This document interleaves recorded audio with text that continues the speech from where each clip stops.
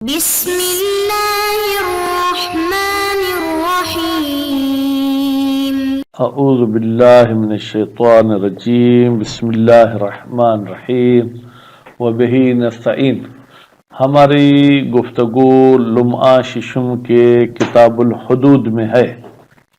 اور کتاب الحدود میں بھی پھر ہماری گفتگو جو ہے وہ فصل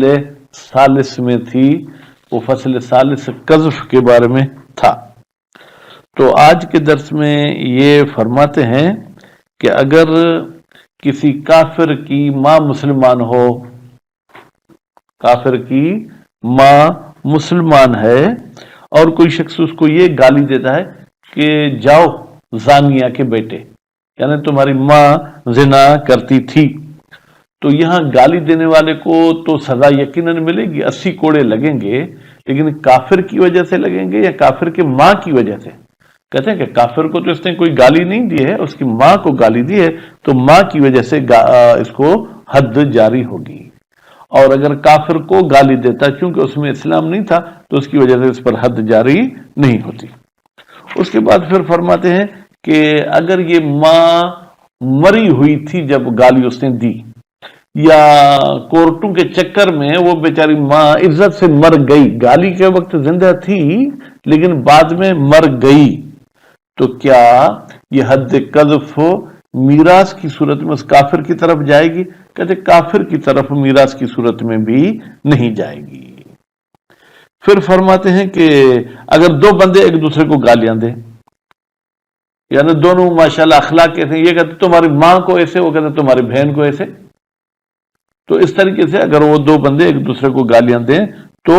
کہتے ہیں ان پر حد جاری نہیں ہوگی، باقی ان دونوں کو جوتے مارے جائیں گے کہ تم نے کیوں گالیاں دی ہیں۔ پھر اگلے بحث میں یہ فرماتے ہیں کہ اگر ایک بندہ ایک ہی گالی میں 20 بندوں کو گالیاں دیتا ہے، 100 بندوں کو گالیاں دیتا ہے، اب وہ اس پر جو ہے کیا ہے جناب ایک حد جاری ہوگی یا جتنے بندے ہیں اتنی حدیں جاری ہوں گی؟ مثلا اس کے ساتھ لڑنے 20 بندے آگے بولتے ہیں ہاں جاؤ جاؤ میں تمہیں جانتا ہوں تم سب زنا کرتے ہو۔ فرماتے ہیں کہ اب یہ جو 20 30 100 بندے تھے اگر کورٹ میں ایک ساتھ آتے ہیں اور کہتے ہیں کہ ہمیں فلاں نے گالی دی ہے تو اس پر ایک حد جاری ہوگی، لیکن اگر یہ اس کو زیادہ حدیں جاری کروانا چاہتے ہیں تو مثلا ہفتے کے دن ایک بندہ جائے کہ اس نے مجھے گالی دی تھی تو اس پر حد جاری ہوگی، پھر دوسرے دن دوسرا جائے تو دوسری حد جاری ہوگی، تیسرے دن تیسرا جائے تو تیسری حد جاری ہوگی، تو اس پر ایک حد جاری ہوگی یا متعدد حدیں؟ یہ ان شکایت والوں کے آنے پر ہے کہ اگر سب اکٹھا آئے ہیں تو ایک حد جاری ہوگی، اور اگر الگ الگ آتے ہیں تو اس پر جو ہے کیا ہے جناب مختلف حدیں جاری ہوں گی۔ تو ابھی ہم چلتے ہیں قال لکافر، اگر کوئی شخص کہے کافر کو امہ مسلمتن، جس کافر کی ماں جو ہے وہ مسلمان تھی، یبن زانیہ، جاؤ تمہاری ماں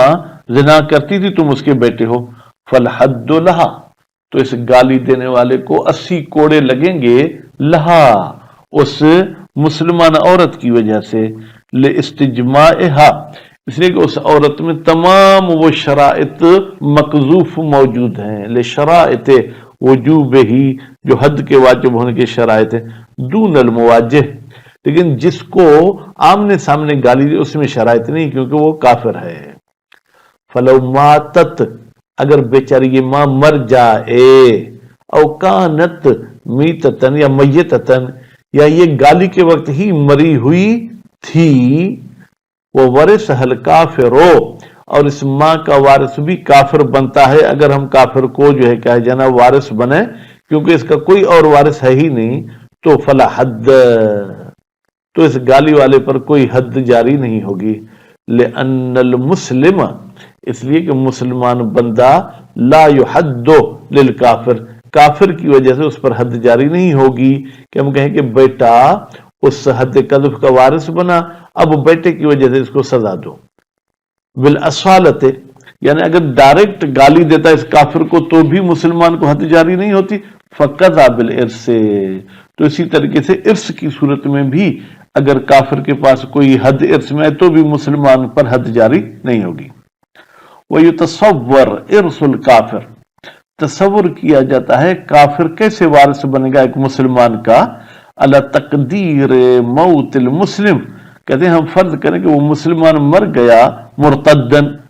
ارتداد کی حالت میں، یعنی مرتے وقت وہ مسلمان نہیں تھا۔ عند صدوق و بعض الاصحاب، یہ شیخ صدوق کا نظریہ ہے اور کچھ علماء کا نظریہ ہے۔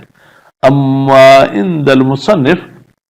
لیکن مصنف کے نزدیک ایک کافر مسلمان کا وارث بنے فغیر واضح، تو اس مسئلے کی وضاحت اور دلیل ہمارے لیے واضح نہیں ہے۔ وقد فرض المسألة كذلك،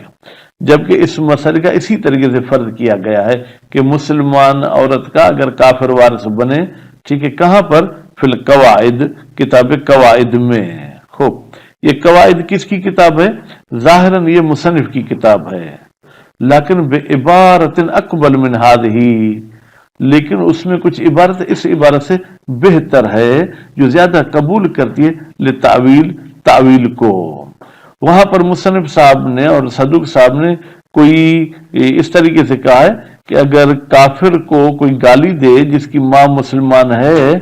ابن زانیہ، اور پھر کہا کہ اس عورت کا کوئی بھی وارث نہیں ہے، تو یہ وارث نہ ہونے والی بات توجیہ کرتی ہے کہ کافر وارث بن سکتا ہے۔ وَلَوْ تَقَاذَفَ الْمُحْصَنَاتِ، اگر دو محسن ایک دوسرے کو گالی دیتے، وہ اس کو گالی دیتے، وہ اس کو، بِمَا يُوجِبُ الْحَدَّ، گالی بھی ایسی ہے جو حد کا سبب بنتی ہے، لیکن چونکہ ادلا بدلا ہو گیا، عُذِرَا، تو دونوں کو تعذیر ہوگی، وَلَا حَدَّ عَلَىٰ أَحَدِهِمَا، کسی بھی ایک پر حد جاری نہیں ہوگی۔ کیوں حد جاری نہیں ہوگی؟ لصحیحۃ ابی ولاد ان ابی عبداللہ علیہ السلام، اس لیے کہ ابو ولاد صاحب کی روایت ہے امام محمد جعفر صادق علیہ السلام سے، قال، راوی کہتا ہے، اتیا، یا قال، پانچواں امام فرماتا ہے، اتیا امیر المومنین علیہ السلام، حضرت علی علیہ السلام کے پاس لایا گیا دو مردوں کو، قذف کل واحد منہما صاحبہ، ان میں سے ہر ایک نے دوسرے کو گالی دی، زنا کی، فی بدن ہی، بدن ہی کا مطلب کیا ہے؟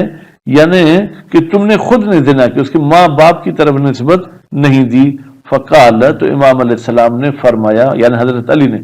یدرأ عنہم الحد، و جناب جو ہے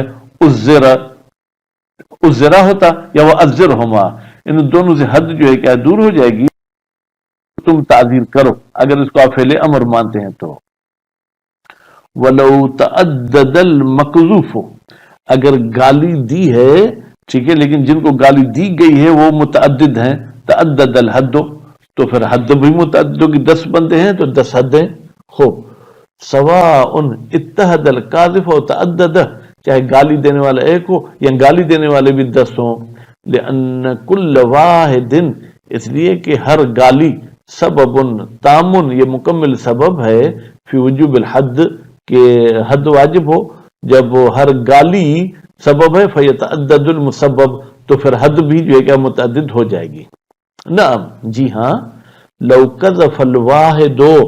اگر گالی دیتا ہے ایک بندہ، جماعتن، ایک جماعت کو، بلفظ واحد، ایک ہی لفظ کے ساتھ، بیان قال، مثلا گالی دینے والا کہتا ہے، انتم، تم لوگ جو ہے وہ جناب زناتن، تم لوگ زانی ہو، ونحوہ، تم لوگ لواطت کرنے والے ہو، وجتمعوا، اور جن کو گالی ملی ہے وہ سب کے سب اکٹھا، فی المطالبۃ لہ، جمع ہوئے اور مطالبہ کیا کہ اس قاذف کو حد جاری کریں، فحد واحد، تو قاذف کو ایک ہی حد لگے گی۔ وَإِنْ اِفْتَرَقُوا فِي الْمُطَالَبَةِ، لیکن اگر ہر ایک آ کے اپنی جناب جو ہے وہ FIR الگ الگ کٹواتا ہے، فَلِكُلِّ وَاحِدٍ حَدٌّ، پھر ہر ایک کے لیے الگ الگ حد جاری ہوگی۔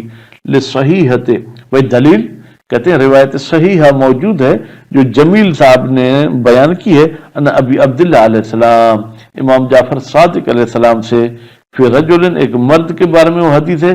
افطرا علی قوم جماعت،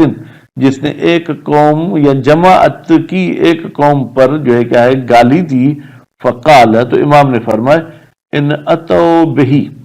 اگر وہ قوم آئی اس مرد کے بارے میں مجتمعین ساتھ، ضرب حدن واحدن، تو اس کو ایک ہی حد ماری جائے گی، وَإِنْ أَتَوْا بِهِ مُتَفَرِّقِينَ، لیکن اگر وہ الگ الگ آتے ہیں، ضرب، تو اس گالی دینے والے کو مارا جائے گی حد،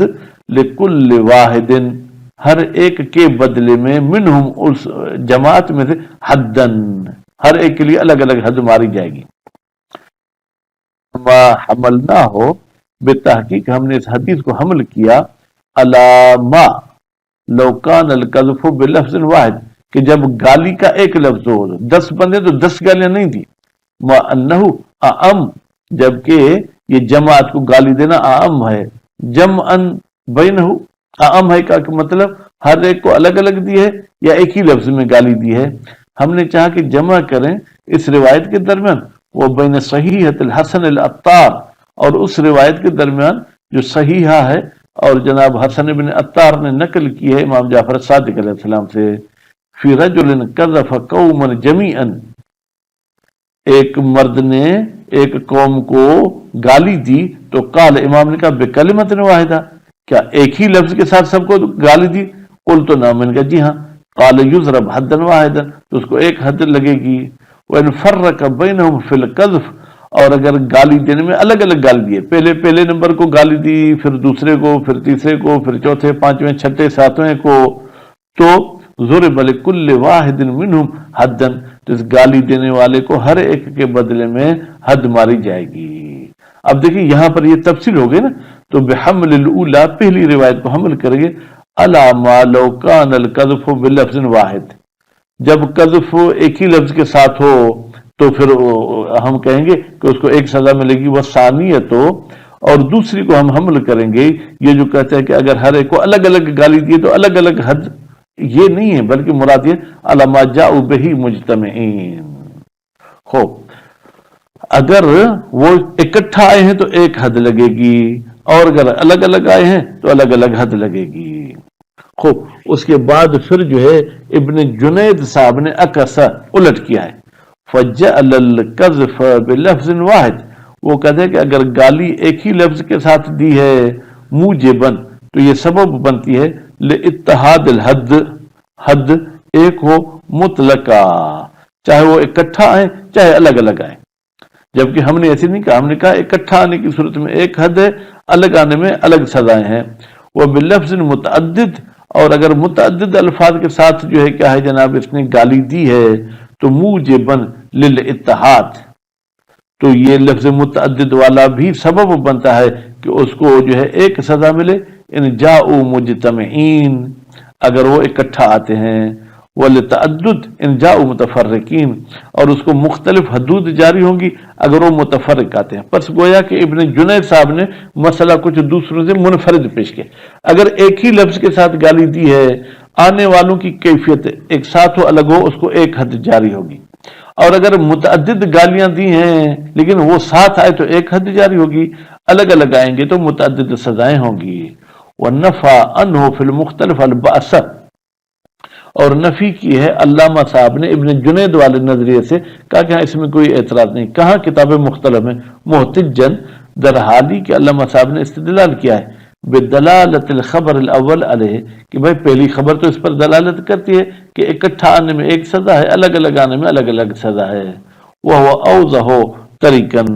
فرماتے ہیں کہ جناب وہ جو پہلی حدیث ہے یہ بالکل واضح ہے، کیونکہ اس کی سند بھی اچھی ہے، ٹھیک ہے، دوسری خبر کی سند میں جو ہے کیا ہے کچھ گڑبڑ ہے۔ تو اللہ تعالی ہمیں برے اخلاق اور برے بولنے سے نجات عطا فرمائے۔ مزید اس کی بحث ابھی کچھ رہتی ہے جو آگے پڑھیں گے۔ صلی اللہ علیہ محمد و آل محمد۔